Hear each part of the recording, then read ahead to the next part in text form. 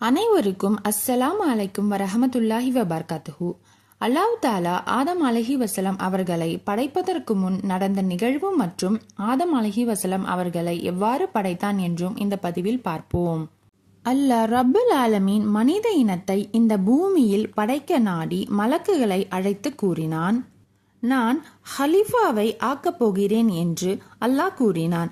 ஹலிஃபா என்றால் ஒருவர் பதவியை நீக்கிவிட்டு மற்றொருவரை கொண்டு வருவது, அல்லது ஜின்களை நீக்கிவிட்டு மனிதர்களை கொண்டு வருவது, அல்லது மாறி மாறி வரும் சந்ததிகளை ஏற்படுத்துவது. அதற்கு மலக்குமார்கள் கூறினார்கள், இறைவா, அதில் குழப்பத்தை உண்டாக்கி இரத்தம் சிந்தக்கூடியவரையா நீ அமைக்கப் போகிறாய்? இன்னும் நாங்களோ உன் புகழை கொண்டு உன்னை துதித்து உன் பரிசுத்தத்தை போற்றுபவர்களாக இருக்கின்றோம் என்றும் கூறினார்கள். அதற்கு இறைவன், நீங்கள் அறியாதவற்றையெல்லாம் நிச்சயமாக நான் அறிவேன் என கூறினான்.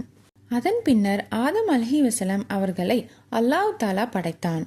இப்பொழுது ஆதம் அலைஹிவஸலாம் அவர்களை படைத்த முறை பற்றி பார்ப்போம். ஆதம் அலைஹிவஸலாம் அவர்களை அல்லாஹ் தாலா தன்னுடைய கரத்தால் படைத்தான் என்கிறான். இன்னும் அல்லாஹ் தாலா அல் குர்ஆனில் 32வது அத்தியாயம் 7வது வசனத்தில் அவன் மனிதனின் படைப்பை களிமண்ணிலிருந்து ஆரம்பித்தான் என்கிறான்.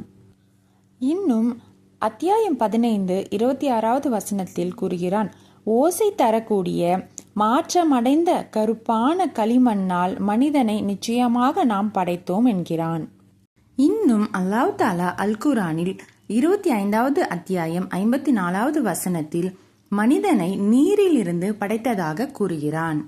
மேலும் நபி ஸல்லல்லாஹு அலைஹி வஸல்லம் குறிப்பிடுகிறார்கள், அல்லாஹ் இந்த பூமியில் இருந்து அனைத்து பகுதிகளிலிருந்தும் மண்ணை சேகரித்து அதில் ஒரு பிடி மண்ணை எடுத்து ஆதம் அலைஹிவஸலாம் அவர்களை படைத்தான்.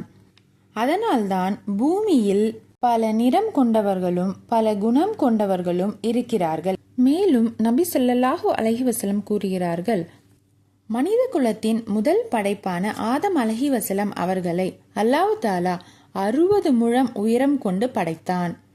இவ்வாறே ஆதம் அலைஹிவஸலாம் அவர்களை அல்லாஹ் தாலா படைத்ததாக அல் குர்ஆன் மற்றும் ஹதீஸ்களில் குறிப்பிடுகிறான். இன்ஷா அல்லாஹ் அடுத்த பதிவில் அல்லாஹ் தாலா ஆதம் அலைஹிவஸலாம் அவர்களை படைத்த பின்பு நடந்த வரலாறை பார்ப்போம்.